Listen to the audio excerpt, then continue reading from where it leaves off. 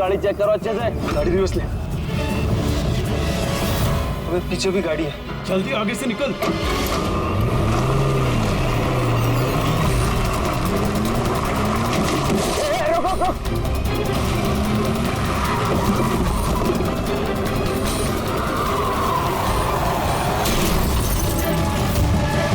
गाड़ी रिवर्स ले। रोक गाड़ी, रोक गाड़ी से रोक।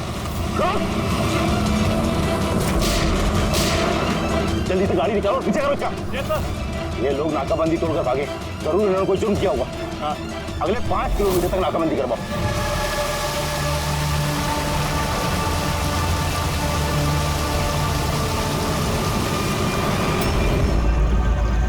सर, हमारी सभी टीमें सर अच्छी तरह चेक कर चुकी हैं, ना वो कार मिली और ना वो आदमी। वो लोग नाकाबंदी तोड़कर भागे, सड़क खत्म हुई, जंगल शुरू हो जाता, इसका मतलब वो यही कहीं होंगे।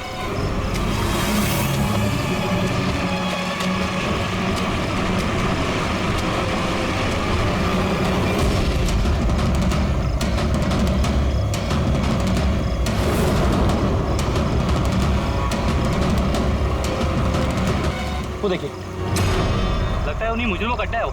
हेलो, सभी साउथ एरिया की तरफ आई।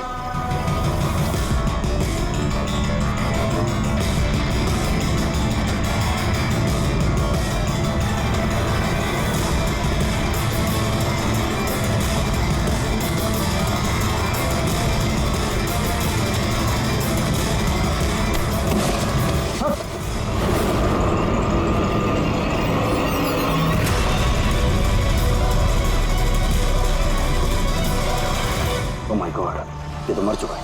तो हुआ क्या है? और उसके चेहरे पर ये लाल धब्बे कैसे? जो 2 लोग गाड़ियों में बैठे हुए थे, ये उन्हीं में से एक है। इसके बाद बहुत बुरी हालत हो चुकी है। सर,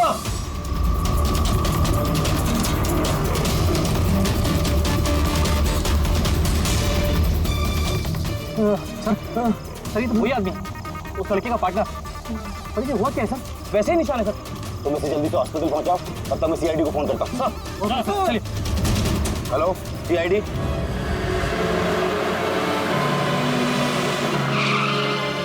तो एक आदमी मरा हुआ था और दूसरा दर्द में चिल्ला रहा था, बीमार लग रहा था। हाँ सर, और उन दोनों के शरीर पर लाल निशान भी थे।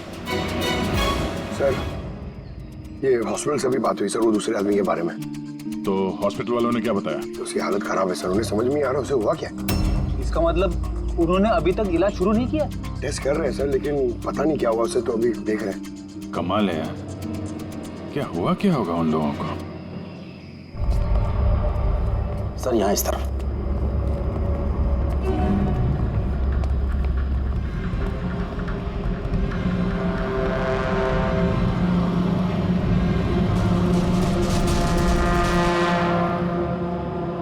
यहाँ तो ऐसा कुछ खास नजर नहीं आ रहा है। तो प्रणव, ये जो लाल निशान थे बॉडी में, उसके अलावा कोई फेटल इंजरी का निशान था क्या बॉडी में, जैसे चाकू के निशान हो या गोली मारने के? सर मैंने बॉडी को अच्छे से चेक किया था, उस पर कोई घाव का निशान तो नहीं था, लेकिन हाँ सर पर एक चोट जरूर थी, जो कि हो सकता है शायद एक्सीडेंट के दौरान लगी हो। बाकी तो एलर्जी टाइप निशान थे। अच्छा, आप बता रहे थे कि वो लोग नाकाबंदी, पुलिस नाकाबंदी से गाड़ी तोड़ के निकले थे, तो जाहिर सी बात है गाड़ी में ऐसी कोई चीज़ होगी जो वो नहीं चाहते थे कि पुलिस के हाथ लगे। हाँ सर, लेकिन वो कार मिली नहीं, पता नहीं कहाँ छुपाई उन लोगों ने। नाकाबंदी तोड़े तो काफ़ी टाइम हो गया है, कल ये वारदात हुई थी, मतलब उसके बाद ऐसा कुछ भयानक हुआ है जिसकी वजह से एक की मौत हो गई और दूसरा घायल हो गया। वो घायल आदमी कहाँ मिला था आपको? सर यही पीछे की तरफ। सर देखो, लोगों के पास ना तो मोबाइल फोन मिला और ना ही कोई आईडी। शायद गाड़ी को कहीं आसपास छुपा दिया होगा और फिर यहाँ पे चल के आगे बोले। उन्हें शायद वक्त ही नहीं मिला होगा कार में से वो सामान निकालने के लिए कि वो लोग पुलिस से छुपा रहे थे। एक बार एक कार मिल जाए, आधे से ज्यादा सवालों का जवाब अपने आप मिल जाएगा। दूसरा आदमी हमें घायल हालत में यहाँ पर मिला।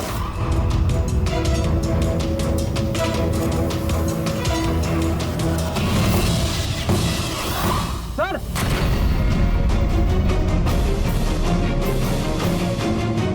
ये देखिए सर, खून से सना हुआ हाथ का निशान।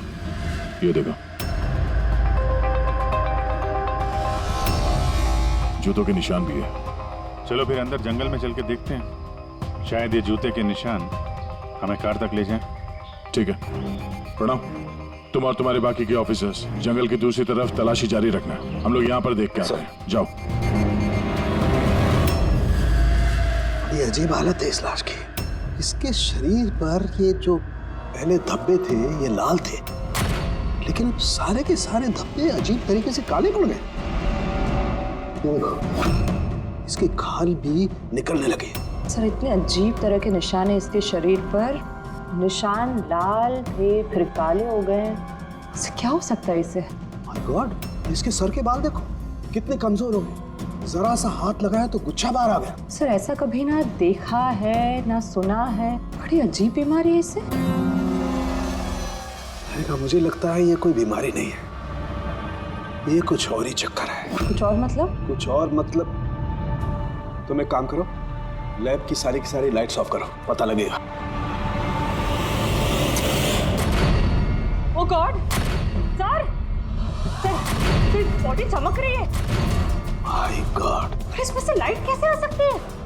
जो सोचा था वो एकदम सही है। क्या? मुझे समझ में आ गया लाइट क्यों चमक रही है। एसीपी को फोन करो, तुरंत हॉस्पिटल में पहुंचे। हॉस्पिटल में जो आदमी एडमिट है उसे भी चेक करना पड़ेगा। बाकी चीजें मैं तुम्हें रास्ते में समझाता हूं। चल, अरे तुम चल।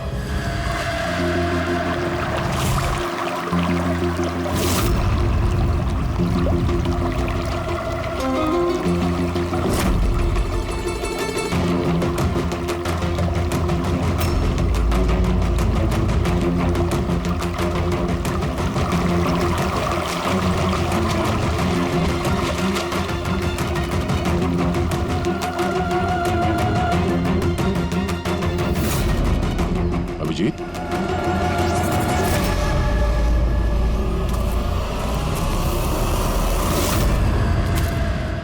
कौन है इधर?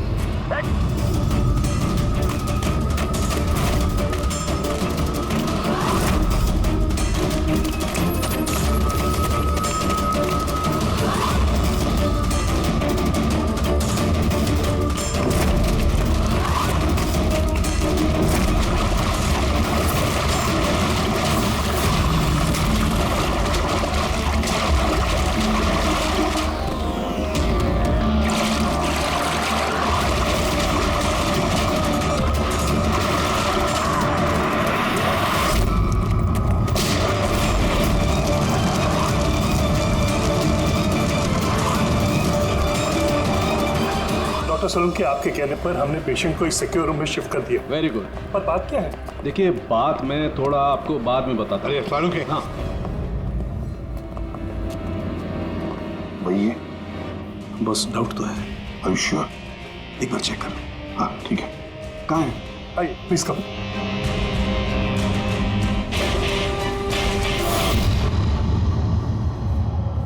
बस मैं जरा अंदर जाके चेक कर। यार मगर नहीं, मेरे पास प्रोटेक्टिव सूट है।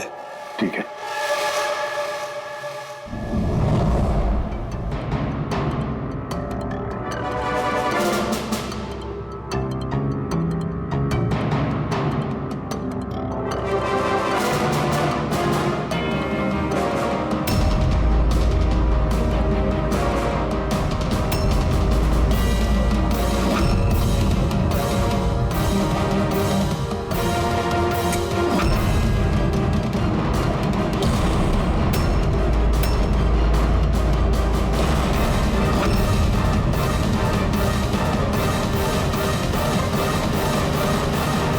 यार फारूक, ये तो क्या शक सही निकला है। देखिए, जो भी नर्स और वार्ड बॉय इस पेशेंट के ज्यादा संपर्क में आए हैं, पहले उनको बुलाइए। उनका इलाज करना बहुत जरूरी है। प्रिकॉशन। तुरंत इलाज करना पड़ेगा, पर इलाज किस चीज का शुरू करना पड़ेगा? आप कुछ बताइए तो सही। डॉक्टर साहब, ये मरीज एक बहुत ही खतरनाक रेडियो एक्टिव मटेरियल के संपर्क में आया है, और ये जो सिम्टम्स आप देख रहे हैं ना, ये सारे के सारे सिम्टम्स रेडिएशन पॉइजनिंग के सिम्टम्स हैं। Radiation poisoning? हाँ, और इसका जो पार्टनर था वो ऑलरेडी मर चुका है। अगर इसका इलाज जल्दी नहीं किया गया तो इसका बचना भी नामुमकिन है। हे भगवान, मैं तो इस पेशेंट की कब से देखभाल कर रही थी। क्या मुझे भी वो रेडिएशन पॉइजनिंग हो गई होगी? पायल, I'll control yourself. डॉक्टर नहीं, देखिए घबराइए मत। देखो पायल, तुम डायरेक्ट इस रेडियो एक्टिव मटेरियल के संपर्क में नहीं आई हो, इसलिए तुम्हें इन्फेक्शन होना बहुत ही कम संभावना है इसकी। फिर भी सेफ्टी के लिए आप लोग रेडिएशन एक्सपोजर की दवाई ले लीजिए, ताकि इससे होने वाले साइड इफेक्ट्स का असर आप पे ना हो। और हाँ, एक बात का ख्याल, आपसे जो कोई भी इस मरीज के पास है, जो कोई भी, उसे इस तरीके के प्रोटेक्टिव सूट्स का इस्तेमाल करना पड़ेगा, ध्यान रखना। के तेरे फोन कॉल के बाद में मैंने एटॉमिक रिसर्च इंस्टीट्यूट में फोन किया, उनसे पूछताछ की। उन्होंने बताया कि उनके पास जितना भी रेडियो एक्टिव मटेरियल था वो बिल्कुल ठीक ठाक है, स्टोरेज से कुछ भी गायब नहीं है। सर, ये रेडियो एक्टिव मटेरियल इस तरह खुले में तो नहीं मिलता, स्पेशल एजेंसीज के पास ही अवेलेबल होता है। बॉस, ये रेडियो एक्टिव मटेरियल इन्हें कहाँ से मिला, कैसे मिला, ये तो बाद में पता लगाएंगे। फिलहाल मैं आपको इतना बता सकता हूँ कि ये बहुत ही ज्यादा मात्रा वाले रेडियो एक्टिव मटेरियल से इन्फेक्टेड है, जिसमें न्यूक्लियर एलिमेंट भी शामिल हो सकते हैं। सर की जो कुछ भी हो, इस आदमी को हमें बचाना ही होगा, क्योंकि यही हमें बता सकता है कि वो जो न्यूक्लियर रेडियो एक्टिव मटेरियल है उसे कहाँ से मिला है। और तो और पता नहीं कितने सारे लोग इसके संपर्क में आए होंगे, उन सब की जान भी तो खतरे में है, उनको भी तो बचाना होगा हमें। सर, कहीं ये रेडियो एक्टिव मटेरियल उस कार में तो नहीं जिसमें ये लोग थे? कहीं पर भी हो सकता है। सर उनके काम कर, तू इस पेशेंट के साथ रहे। हाँ ठीक है बॉस, मैं इंतजार करता हूँ। जब भी उसे होश आएगा मैं उसे पूछने की कोशिश करूंगा कि उसे मटेरियल कहाँ से मिला, कैसे मिला। हाँ, और तारिका, तुम एक काम करो, तुम वापस से उस लाश को अच्छी तरह से चेक करो, पता लगाने की कोशिश करो आखिर ये कौन से एलिमेंट हैं, अच्छी तरह से डिटेक्ट करो। Hello ACP Pradyuman. एसीपी साहब, जिन सवालों के रेगिस्तान में आप लापता हैं उसका जवाब है मेरे पास। मिलना चाहेंगे? कौन हो तुम और कहाँ पर मिलोगी?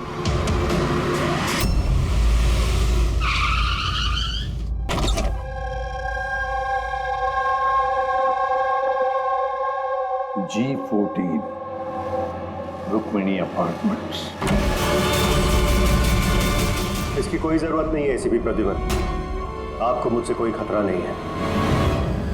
आप चाहे तो ये गन नीचे रख सकते हैं। कौन हो तुम?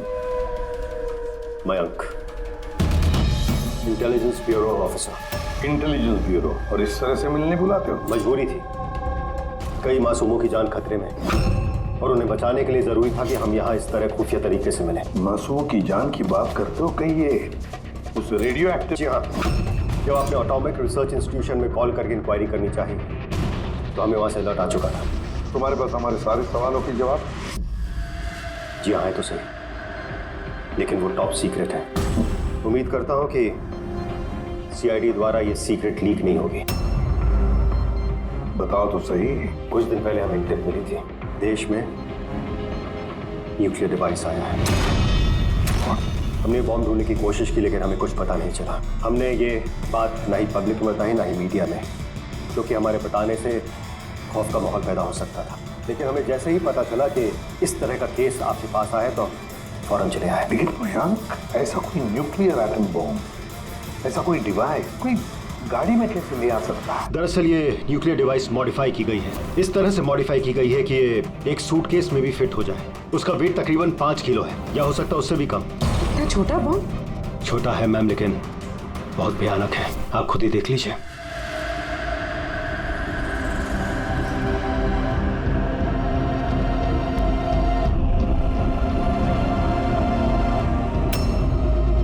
अगर ये ब्लास्ट हो गया सर तो 25 किलोमीटर के रेडियस में सिर्फ और सिर्फ तबाही होगी।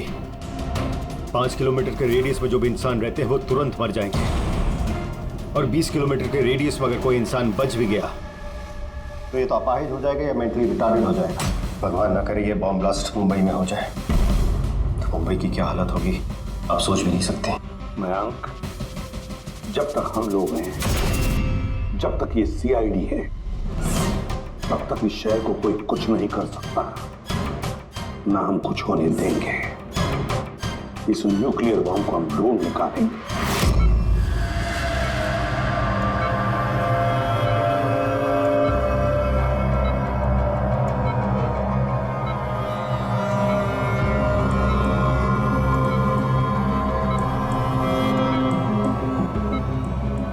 कैसे हो तुम? मेरी आवाज सुन सकते हो? बोलो बोलो। कहाँ हो? तुम हॉस्पिटल में हो? क्या हो रहा है मुझे? कुछ नहीं हुआ, तुम्हें कुछ नहीं हुआ। देखो तुम बहुत खतरनाक रेडिएशन के शिकार हो गए थे, लेकिन अभी तुम्हारा इलाज हो रहा है। आनंद, आनंद का आनंद है तुम्हारा दोस्त। माफ करना भाई, आनंद तो इस दुनिया में नहीं। लेकिन तुम घबराओ मत। देखो, तुम मेरी बात ध्यान से सुनो। तुम बताओ मुझे कि तुम इस रेडिएशन के शिकार कैसे हुए, कहाँ हुए, कब हुए? याद है? अगर डिलीवरी करने को कहा था। डिलीवरी करने को कहा था? किस चीज की delivery? Nuclear bomb. Nuclear bomb. Hello, Abhishek, देखिए आप एसीपी प्रद्युमन को तुरंत मैसेज दीजिए, उससे बोलिए डॉक्टर चालू ने बुलाया। अच्छा, एक बात बताओ, तुमने न्यूक्लियर बम की डिलीवरी कर दी या अभी वहीं पर है? कहाँ है ये न्यूक्लियर बम? कहाँ है? देखो, बताना चाहिए, बहुत सारी जिंदगियों का सवाल है ना। वो मुझे मार डाली। नहीं, घबरा मत, सीआईडी टीम तुम्हारे साथ है, तुम चिंता मत करो, कोई कुछ नहीं कहेगा।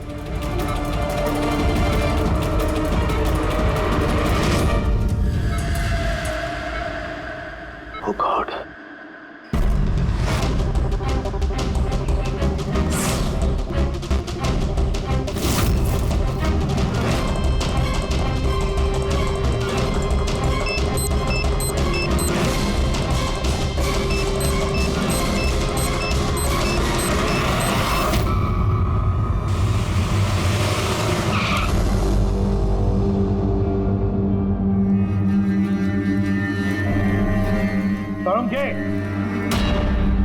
हो गया क्या?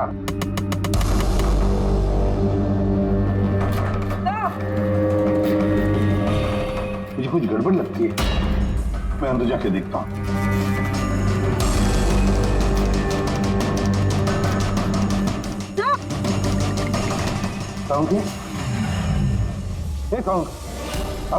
क्या हुआ सर?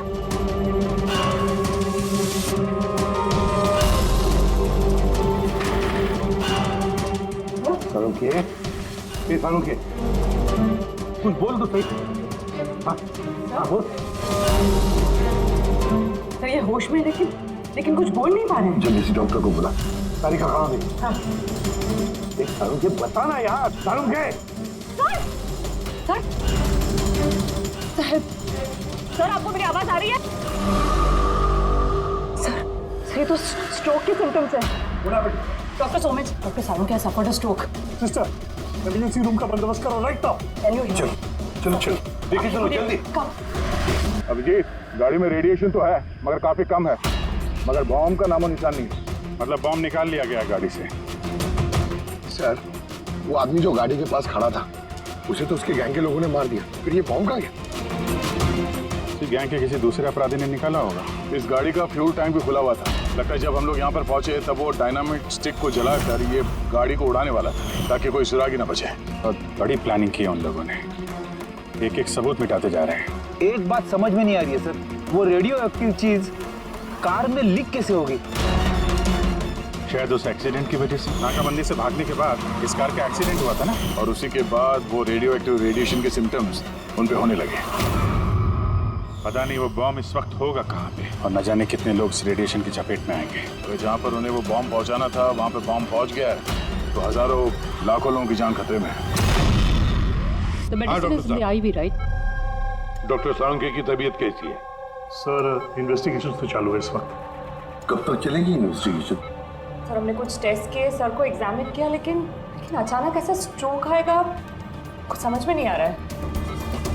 सर सिक्योर रूम में जो मरीज था उसकी मौत हो गई। सर मरीज मर चुका है, डॉक्टर साहब की हालत नाजुक है। वो न्यूक्लियर बॉम्ब का उसका हमें पता नहीं। अब क्या करें? इस शहर में हजारों लाखों सूटकेसेस होंगे, अगर जल्दी उस बॉम्ब वाले सूटकेस को नहीं ढूंढा तो इतनी तबाही होगी कि इतिहास में वो दिन काले अक्षरों में लिखा जाएगा।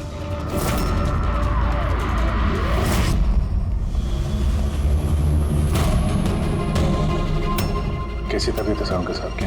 कोई खास सुधार नहीं है। तारिका तो बैठी है उसके साथ। समझ में नहीं आता किस लिए मुझे इतना अर्जेंटली बुलाने या क्या बताने वाला, बस मैं यहाँ पहुंचा हूँ, ये हाल हो गया। अब तो मरीज भी मारा गया, डॉक्टर साहब को ये स्ट्रोक आ गया। क्या ये संयोग है सर? सालुंखे साहब को स्ट्रोक आया ठीक उसके पहले जब वो हमें कुछ बताने वाले थे। सहयोग ही होगा अभी। डॉक्टर साहब को स्ट्रोक आया, किसी ने हमला तो नहीं किया उन पे? हाँ सर, और उस मरीज की हालत तो वैसे भी नाजुक थी। डॉक्टर्स जवाब दे चुके थे। नहीं, कोई संयोग नहीं हो सकता। गड़बड़ है, कुछ ना कुछ तो गड़बड़ जरूर है। किसी साहब, मैं समझता हूँ कि इस वक्त आप डॉक्टर सलूंके की हालत को लेकर बहुत परेशान हैं, लेकिन हमें जल्द से जल्द कुछ करना होगा। अगर ये बॉम्ब ब्लास्ट हो गया तो लाखों लोगों की जान खतरे में होगी। और हमारे वहाँ कार तक पहुँचने से पहले आतंकवादी बॉम्ब लेके चला गया सर। और कोई और रास्ता ढूंढना होगा। उस बॉम्ब को जिस चीज में भी रखा होगा ना, वहां तक पहुंचने के लिए एक रास्ता है सर। क्या सर? वो बॉम्ब जिसमें रखा है, वो बॉक्स कंटेनर, वो डैमेज है सर, तभी तो वो रेडिएशन लीक हुई है।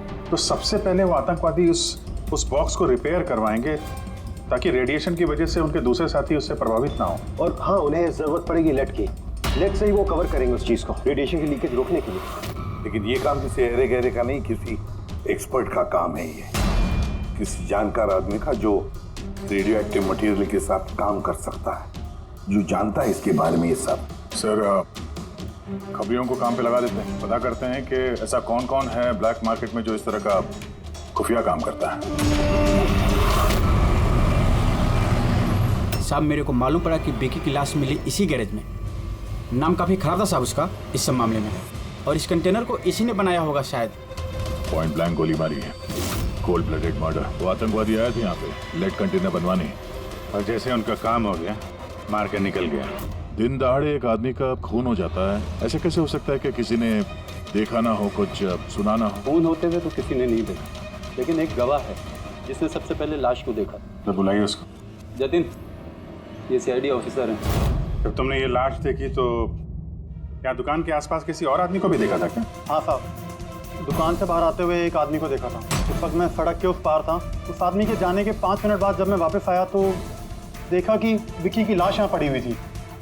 उस आदमी के हाथ में कोई सूटकेस वगैरह था क्या? हाँ साहब, था ना। आपको कैसे मालूम? जरूर उसी ने खून किया है। इसका हुलिया याद है तुम्हें? हाँ साहब। स्केच बनवा सकते हो? जी सर। गुड। पवन, पवन, इसे क्या हुआ?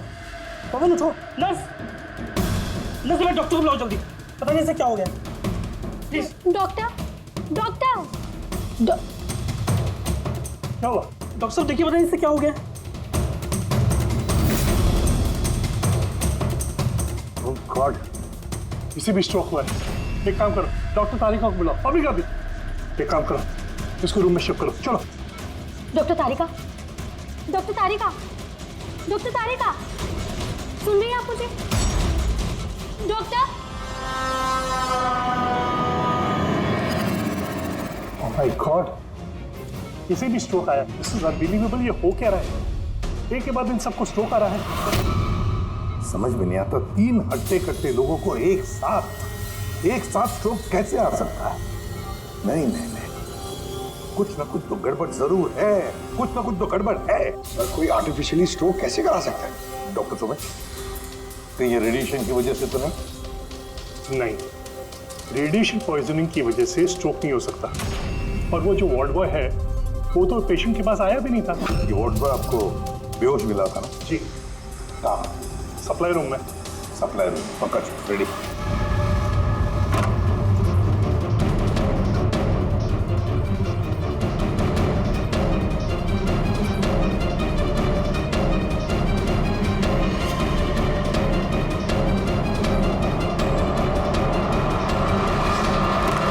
सर, सप्लाई रूम में कुछ नहीं मिला। जो कुछ भी है वो यहीं पे है, जिसकी वजह से ये सब हुआ है। ठीक है, इस कमरे को अच्छी तरह से चेक करो, एक एक कोना छान मारो।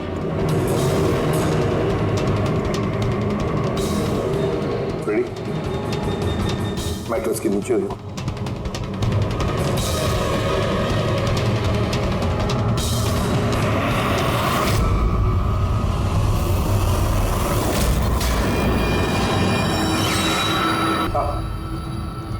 ये डिवाइस मिले, अजीब सा है।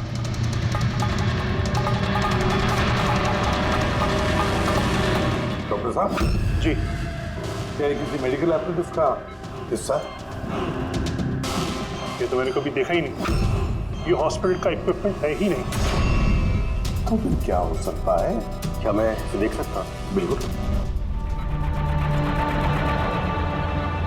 ऐसा लग रहा है ये डिवाइस मैंने पहले कहीं देखी है।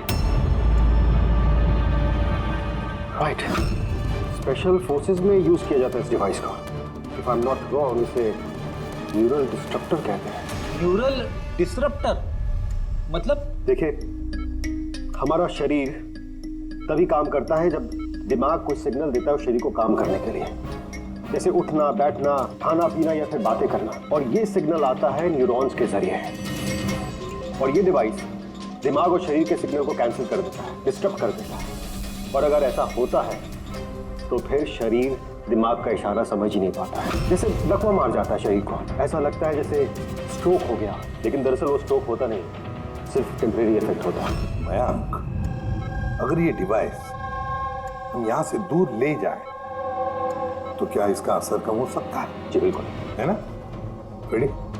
काम करो, इस डिवाइस को दूर लेकर जाओ और डिस्ट्रॉय करो, नष्ट करो इसे। Yes sir. इसका मतलब है ये तीनों ठीक हो जाएंगे? जी डॉक्टर साहब, बिल्कुल।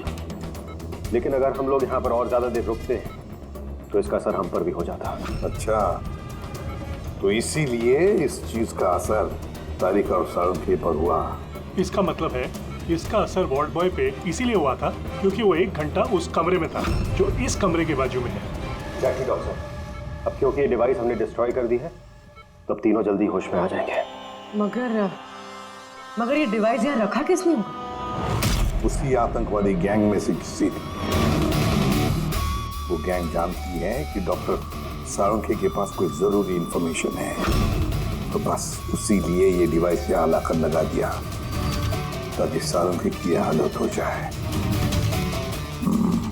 शुभ सर, कोई अंदर वाला है, क्योंकि बाहर वाला तो अंदर आ ही नहीं सकता। जरूर कोई हॉस्पिटल का स्टाफ है, इन लोगों से मिला है। नहीं, एसीपी साहब, ऐसा हो ही नहीं सकता। ऐसा ही हुआ डॉक्टर होमेक, ऐसा ही हुआ है। अब एक बात अच्छी तरह से सुन लो, जब तक वो मुजरिम पकड़ा नहीं जाता इस हॉस्पिटल से कोई भी, मतलब आप भी, हॉस्पिटल से बाहर नहीं जाएगा। इस पूरे हॉस्पिटल के सारे फ्लोर्स के सीसीटीवी कैमरास के फुटेज अभी के अभी हमें देखने हैं। सर, सभी स्टाफ वालों की लिस्ट देख ली, लेकिन अभी तो कुछ नहीं मिला। मिलेगा फ्रेडी, मिलेगा। अब सीसीटीवी फुटेज देख रहे हैं ना, मिलेगा जरूर, कुछ ना कुछ तो मिलेगा।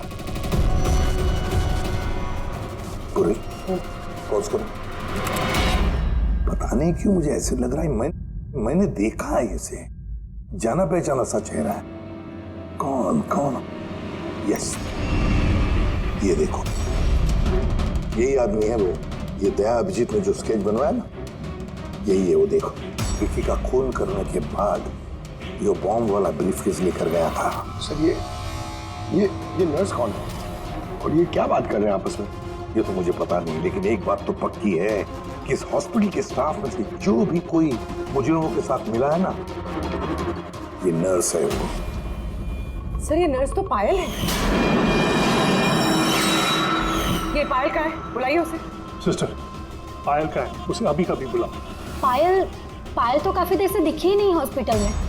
सर, पायल तो हॉस्पिटल में नहीं है। पायल हॉस्पिटल में नहीं है मतलब पायल गायब है। आपको कहा था ना डॉक्टर सुमेश कि इस हॉस्पिटल में से कोई भी हमारे परमिशन के बगैर बाहर नहीं जाएगा। तो फिर ये पायल गई कैसे? तो हमें पता नहीं, हमने उसी वक्त सारे दरवाजे बंद कर दिए थे, कोई बाहर नहीं गया। क्या बात कर रहे हैं आप? ये हॉस्पिटल से बाहर कोई एम्बुलेंस गई थी क्या? एम्बुलेंस? हाँ, एक इमरजेंसी केस था, आधा घंटा पहले एक एम्बुलेंस बाहर गई थी। ये पायल उसी एम्बुलेंस में है। वो जो नर्स है पायल, वो भी थी तुम्हारे साथ एम्बुलेंस में? हाँ साहब, वो बता रही थी कि जिस मरीज को हम लेने जा रहे हैं वो उसका दोस्त है, तो चल पड़ी मेरे साथ। अभी कहाँ है वो? ये कुछ काम याद आ गया उसको बीच में, तो उतर गई। सिर्फ हॉस्पिटल से निकलने के लिए एम्बुलेंस का इस्तेमाल किया था उसने। कहाँ उतारा, कहाँ था उसे? ये खातीपुरा जंक्शन पे उतरी साहब। खातीपुरा? Okay, thank you.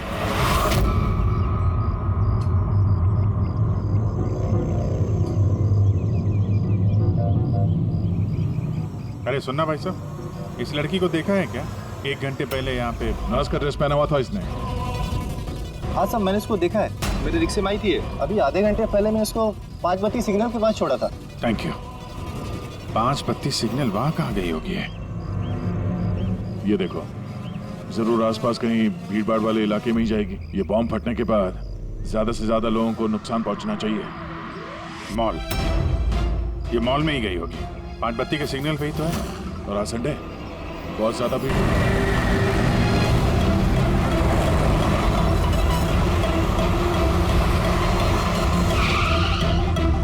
पायल यहाँ कहीं बाहर तो दिखाई नहीं दे रही है। कहीं मॉल के अंदर तो नहीं चली गई? मेन गेट से तो वो मॉल के अंदर जा नहीं सकती। सिक्योरिटी चेक में पकड़ी जाएगी वो। बॉम्ब का रेडियस 25 किलोमीटर का है। जरूरी नहीं मॉल के अंदर बॉम्ब रखे, तो हो सकता है उसने ये बॉम्ब मॉल के आसपास कहीं छुपा के रखा। चेक करते हैं।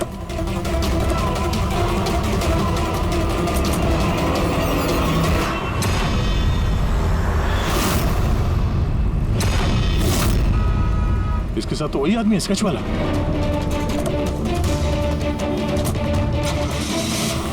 निकल। ये यहाँ तक पहुँच गए, जल्दी चलो।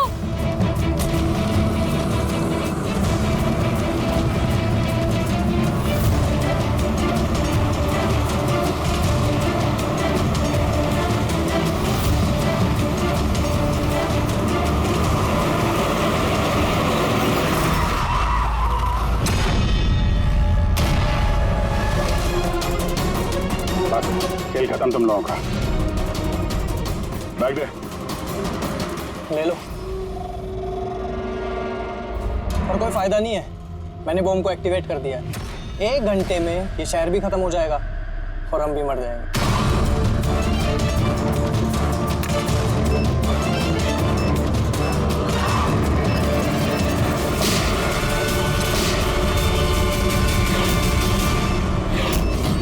अभिजीत, बॉम्ब तो एक्टिवेट कर दिया हम लोगों ने, तो 1 घंटा बचा हमारे पास।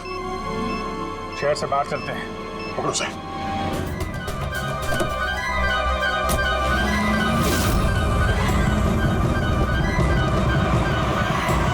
आबादी से तो काफी दूर आ गए। इस बॉम्ब का क्या करें? किसी तरह डिफ्यूज हो जाए तो इम्पॉसिबल है अभिजीत। मतलब हो सकता है, मगर वक्त लगेगा और हमारे पास वक्त नहीं है। मगर अभिजीत, मैं सोच रहा था कि इस काम के लिए हमारे दोनों का जाना जरूरी थोड़ी है। कोई एक आदमी जाएगा तो बहुत है। हाँ, बात तो तुम यार सही कह रहे हो। बॉम्ब ज्यादा भारी नहीं है, हल्का। मैं लेके जाता हूँ, रोक दो गाड़ी। अरे अभिजीत, मैं ये कह रहा था कि तुम चले जाओ, मैं ले जाता हूँ ऐसे। अच्छा, मैं तुम्हें अकेला छोड़ दूँ?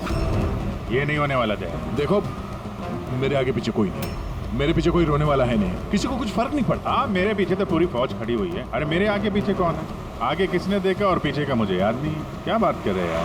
अगर तुम्हें कुछ हो गया ना तो तारिका को क्या जवाब दूंगा मैं? ये दया, ये गलत बात है यार। काम के समय मजाक अच्छा नहीं है। मैं मजाक नहीं कर रहा हूँ। फोन करो। नहीं, अच्छा ठीक है, चलो मैं मानता हूँ यार, सॉरी है तो नहीं, लेकिन मैं बॉम्ब छोड़ूंगा नहीं, पकड़ के ही चलूंगा इसे। हम दोनों चलेंगे साथ में बस। तुम कभी मेरी बात नहीं मानो।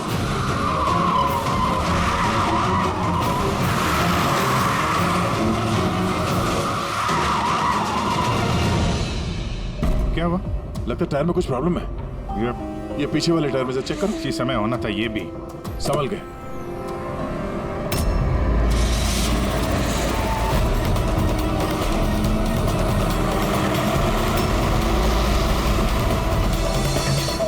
ये चीटिंग है, ये चीटिंग है दया।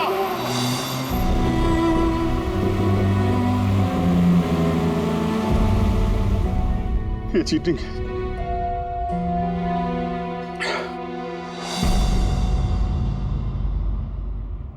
सर, डॉक्टर तारिका और ये वार्ड बॉय ये तो होश में आ गए, मगर सालुंके सर होश में क्यों नहीं आ रहे सर? क्योंकि डॉक्टर सलूंके उस डिवाइस के संपर्क में कुछ ज्यादा देर थे, इसलिए उन्हें होश में आने में भी कुछ ज्यादा समय लगेगा।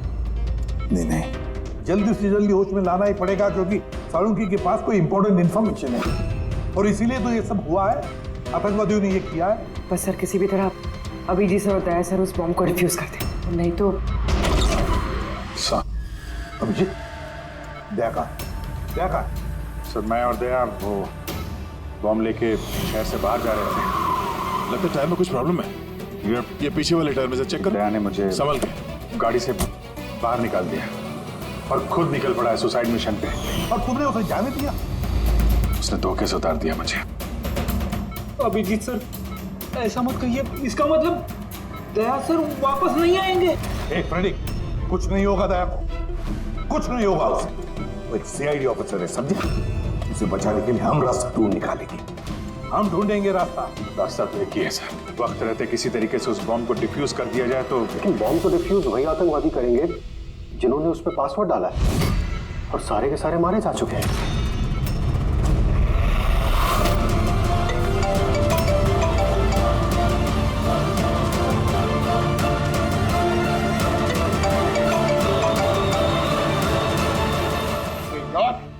सर दया सर फोन ही नहीं उठा रहे।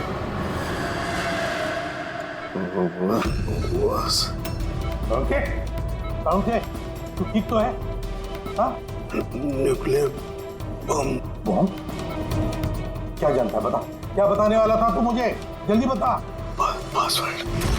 पासवर्ड जानता है तू? हाँ। क्या है पासवर्ड? क्या है पासवर्ड? जल्दी बता। Rainbow, rainbow, rainbow. Abhijit sir, password rainbow है।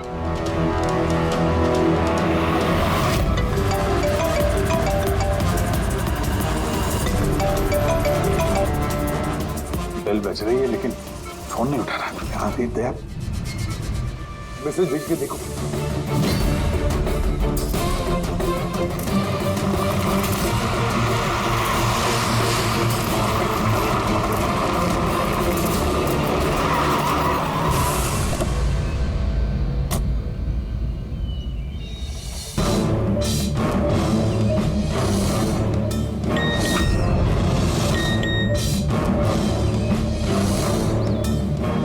अभिजीत का मैसेज, कोड मिल गया? हाँ अभिजीत, दया पासवर्ड मिल गया है। पासवर्ड है। एक मिनट, एक मिनट।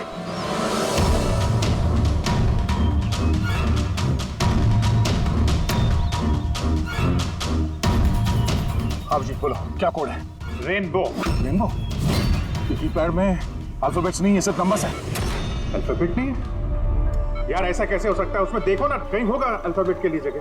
ये देखो ABCD 26 अल्फाबेट्स है। तो जैसे एक A1 होगा। रेनबो का आर का देखो। पंकज जल्दी बता, वैल्यू क्या निकलती है? देख रेनबो। मैं एक नंबर बोलने वाला हूँ, वो नंबर टाइप करना। ओके?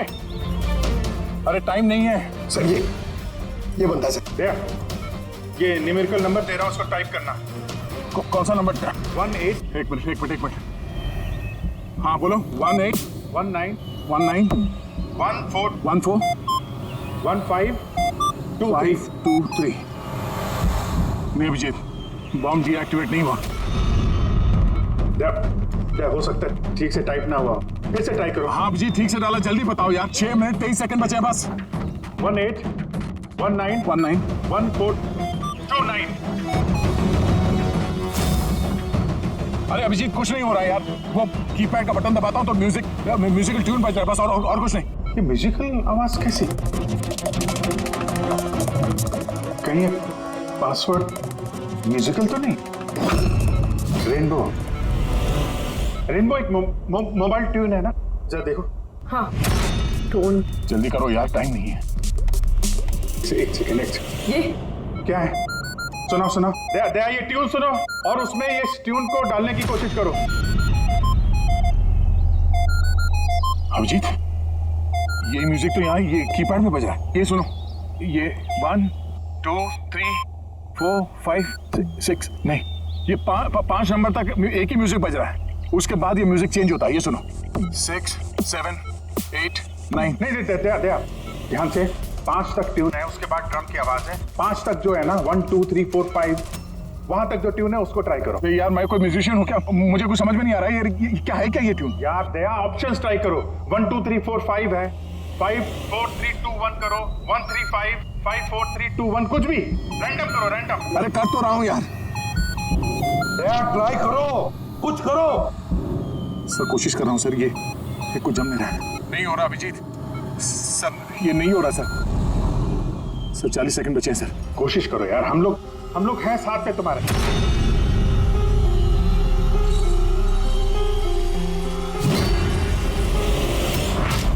शायद वक्त आ गया यार। कुछ नहीं होगा तुम्हें दया। ऐसा मत बोलो प्लीज, तुम्हें करना ही पड़ेगा। ट्राई करो दया, ट्राई करो। अरे कर तो रहा हूं यार मैं, और क्या करूं?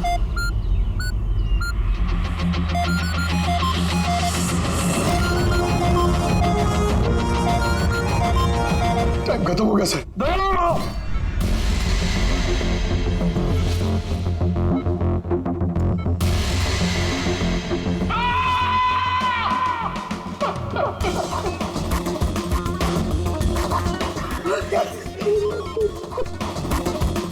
कर लिया ना दोस्तों ने।